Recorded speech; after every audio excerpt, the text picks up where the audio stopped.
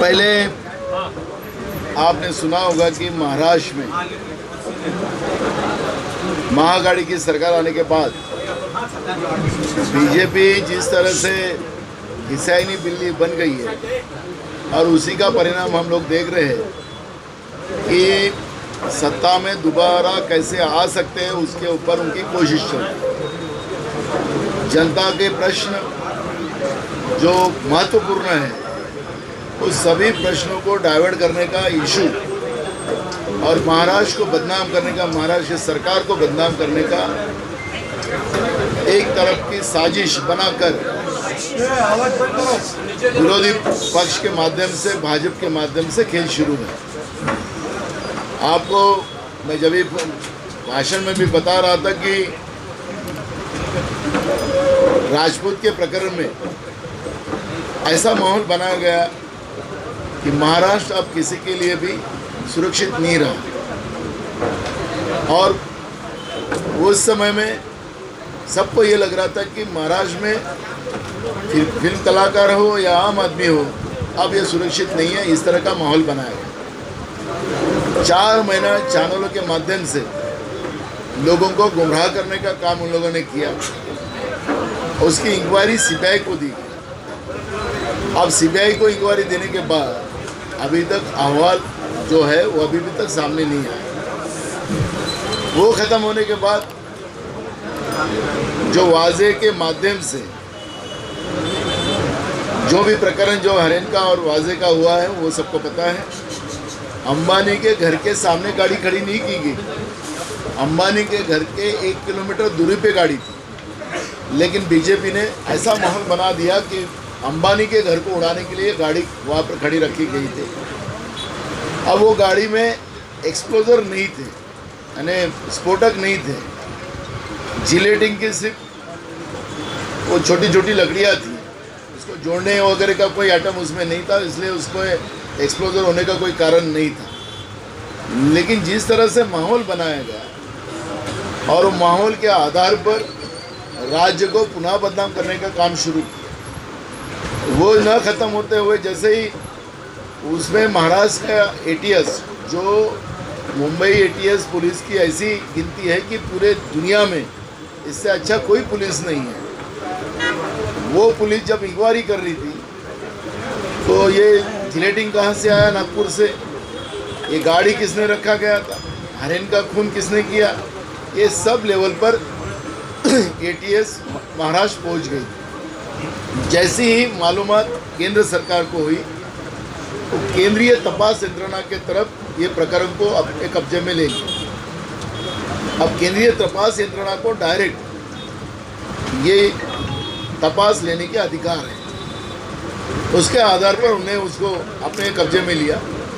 हम चाहते कि केंद्रीय तपास यंत्रणा इसको डे टू डे मीडिया के माध्यम से बताना चाहिए, लेकिन केंद्रीय तपास यंत्रणा बात नहीं कर रही है। आखिर कौन इन्वॉल्व है वो बताने को तैयार नहीं है।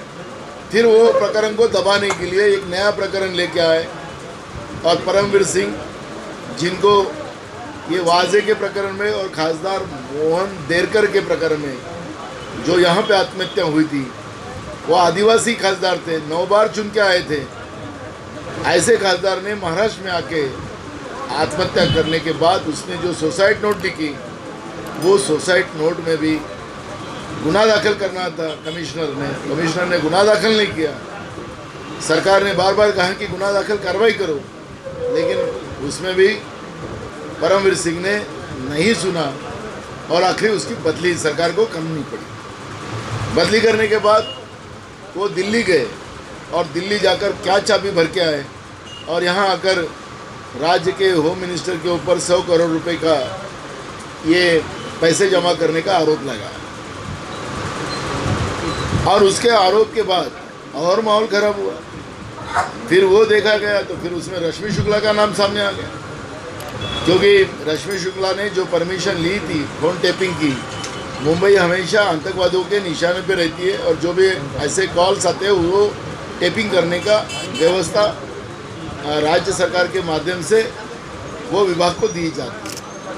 वो रश्मि शुक्ला ने मंत्रियों का फोन टेप करने का काम शुरू किया, वो सामने आए।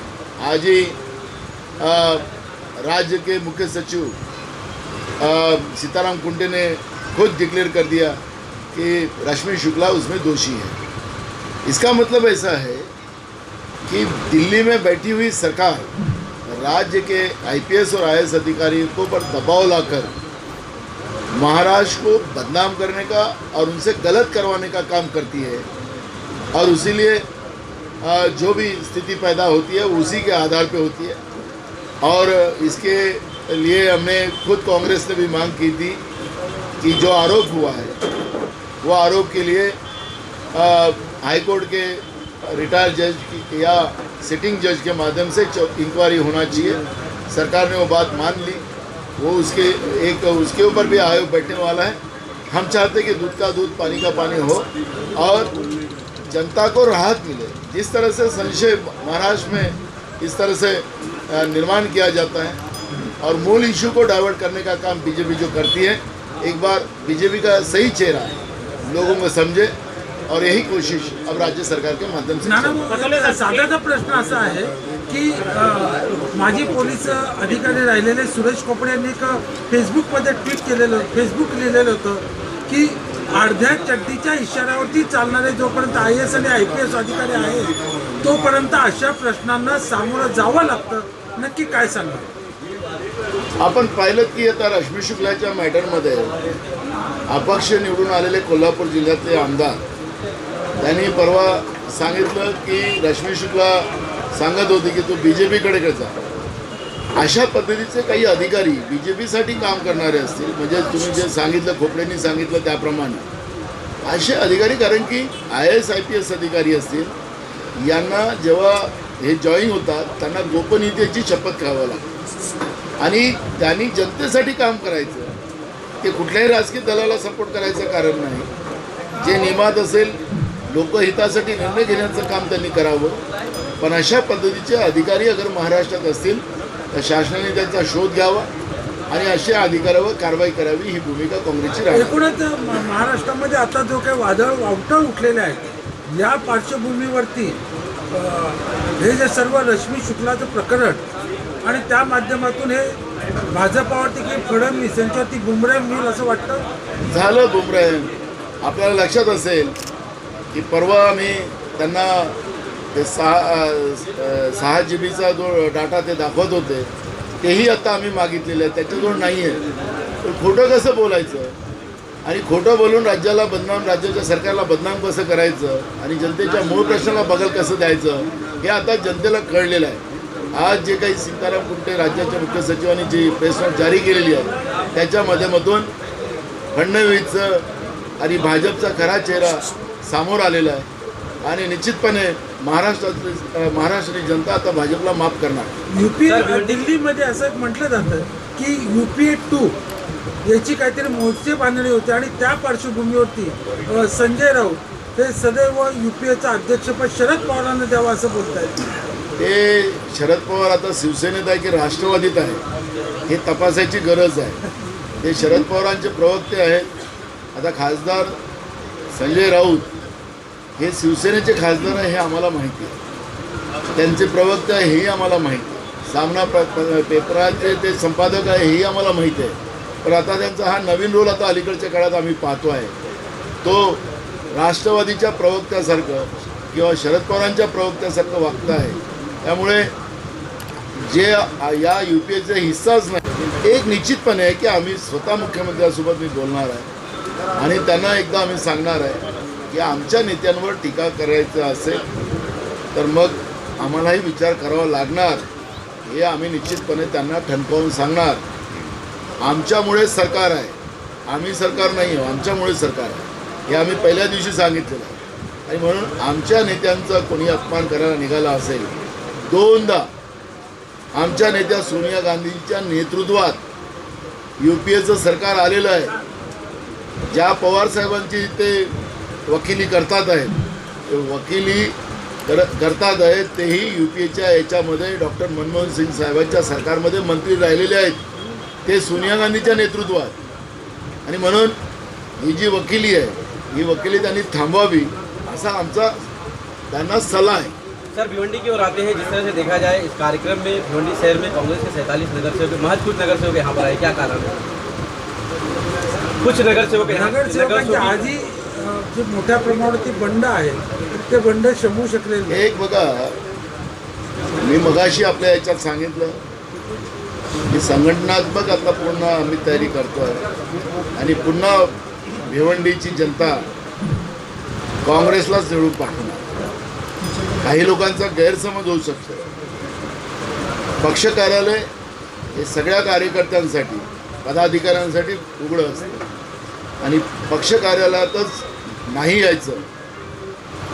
आमचे अध्यक्ष हे अध्यक्ष आहे, ते व्यक्ती नाही आहे आणि त्याच्यामुळे त्यांचा काही अपसात असेल तरी त्या गोष्टी कार्य, ज्याला शिस्तीत राहायचं असेल तर त्याला संधी आहे आणि ज्यांना नसेल राहायचं त्यांना संधी नाही. 18 नगरसेवकों को लेकर कांग्रेस पार्टी क्या कर रही है? जो मतलब कांग्रेस पार्टी में रहकर जो प्रक्रिया शुरू है, आपने देखा है कमिश्नर के पास उसका काम शुरू है.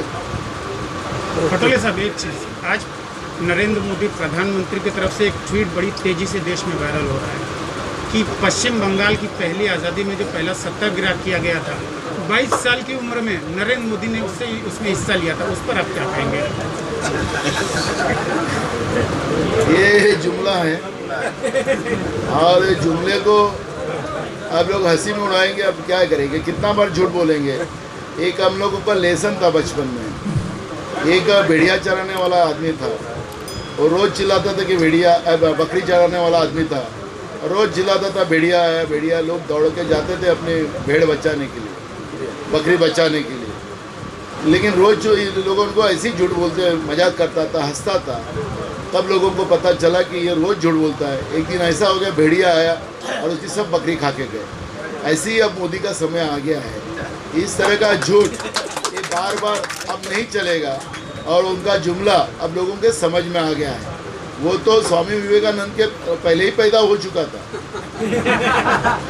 सर आपके आग्रह पर भिवंडी शहर के विकास के लिए आपकी तरफ से जिस तरह से पार्टी को बढ़ाने के लिए आपने कहा है, भिवंडी को किस नज़र से देख रहे हैं और पैकेज के लिए क्या कहेंगे विकास?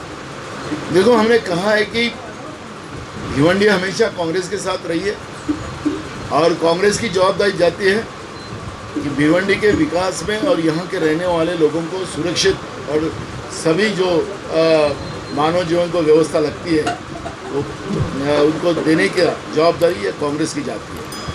और हम पूरी कोशिश करेंगे क्योंकि हम सरकार में एक हिस्सा है, सरकार पूरी नहीं है, तो भी हमारी कोशिश रहेगी कि जो ज़्यादा से ज़्यादा राज्य सरकार से जो भी निधि आएगी उसमें ज़्यादा की ज़्यादा हिस्सा हमारे भिवंडी शहर को हम देंगे. ये हमारी कोशिश है. सर आश्वासन है या फिर एक मिनट, बिजली बिल की समस्या पावर लूम मालिकों को, वो बोल रहे हैं ऑनलाइन भरना है. उसके संदर्भ में आपके मंत्री हैं, आप उसके संदर्भ में पावर लूम मालिकों को आपको क्या आश्वासन है? दो चीज़ें हैं कि आपने देखा होगा कि हमने खुद ही कहा था जब ये घोषणा हुई कि लाइन काटो, हमने कहा कि लाइन काटने नहीं देंगे कांग्रेस. हमारे मंत्री ने घोषणा भी की थी कि लॉकडाउन का बिल, उस समय का बिल हम माफ़ करें. सरकार में इसमें चर्चा हुई, हमारे मंत्री ने बाहर में बात कही, लेकिन बाद में सरकार में कुछ गड़बड़ हो गया अंदर में. तो हमने अभी मुख्यमंत्री के पास 8 दिन के पहले ही एक मीटिंग हमारा हुआ और उसमें इलेक्ट्रिक अपना ऊर्जा विभाग की तरफ से प्रस्ताव मांगा है. हमारी कांग्रेस की कोशिश है कि लॉकडाउन के समय में ये पावर लूम हो, हमारे घर के लाइन के बिल हो या किसान के खेती के बिल हो, उस समय के उसमें माफ़ होना चाहिए. ये कांग्रेस की भूमिका है. हम सरकार की तरफ बार बार इस बात को हमारी भूमिका रखते हैं. सर भिवंडी की जनता ने हमेशा कांग्रेस का खासदार भी दिया, कांग्रेस का आमदार दिया, कांग्रेस के 47 नगर सेवक दिया, लेकिन सारे ही कांग्रेसियों ने भिवंडी को हमेशा लूटने का काम किया है. भिवंडी में विकास शून्य की कगार पर है. सर उस बारे में जरा बताइए. देखो, आपको मैंने जब भी कहा कि जो भी यहाँ पे थोड़ा डेवलपमेंट है वो कांग्रेस के ज़माने में हुआ है. यहाँ पे ओवरब्रिज हो, उड़ान पुल हो, बिजली बिल माफ उस समय में कांग्रेस ने किया था पावर लूम में 2000 में. तो कांग्रेस ने हमेशा दिया है, लोगों का प्यार हमें हमेशा मिलता रहा है. जो भी अभी आपने कहा कि जो MLA जो पार्षद का जो इशू है, हमने उसी समय कहा कि कंट्रोल में हमारा थोड़ा उसमें ये रहा। अब लेकिन अब हमारा कंट्रोल मजबूत रहेगा। जनता ने कांग्रेस को वोट किया है, वो व्यक्ति को नहीं। और ऐसे कुछ लोग हैं कि जो अपने आप को खुद ही को ये पार्टी कहते हैं, तो ऐसे लोगों को कोई स्थान नहीं बन सकता। और मुझे विश्वास है कि चुनाव कांग्रेस को भिवंडी के विकास के लिए भिवंडी की जनता चुन के देंगी, ऐसा हमारा विश्वास है।